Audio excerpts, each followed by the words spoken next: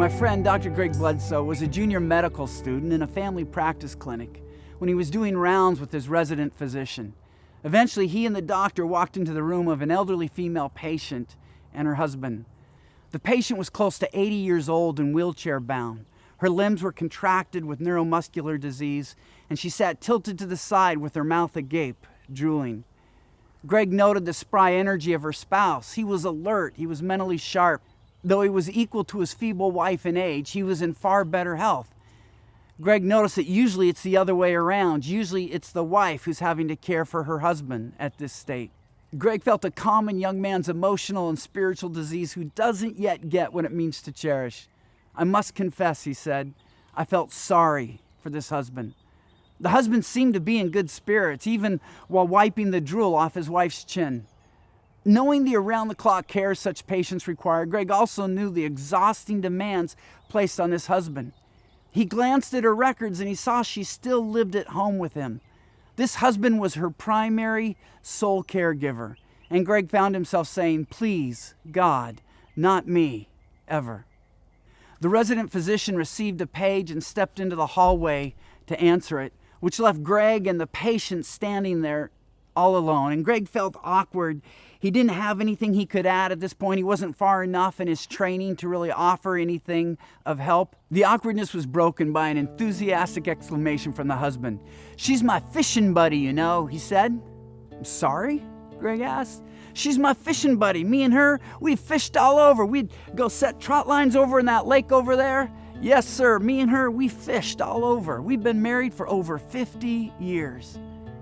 Greg stared at the man and was shocked. He was beaming as he recounted their history together. Greg reflects, "For the next 10 minutes, I was transfixed as this man, who moments before I had pitied, regaled me with story after story of his life together with his wife. It was incredible. What was even more incredible, however, was the change that occurred in me. Watching this elderly man caress his wife's hand, kiss her cheek, wipe away her drool, and joyfully recount their lives together provoked a powerful transformation of perspective within me. Gone was any semblance of pity. Instead, in its place, was envy. This senior citizen cherished his drooling, mentally absent, severely wrinkled, and elderly wife. And a much younger doctor envied the way this older man looked at, talked about his octogenarian wife. To the older man, wiping the drool off his wife's cheek was no different than when he was 20 years old and he would lovingly wipe a little bit of ice cream off after one of their dates. We live in a culture that is infatuated with infatuation. But here's the thing our world doesn't understand. Cherish is even better than infatuation. Real intimacy is being fully known and fully accepted, and you can't accept somebody you don't yet fully know, and that's what infatuation makes impossible. It leads to what those who study our brain call idealization, where you're relating to someone who doesn't even really exist.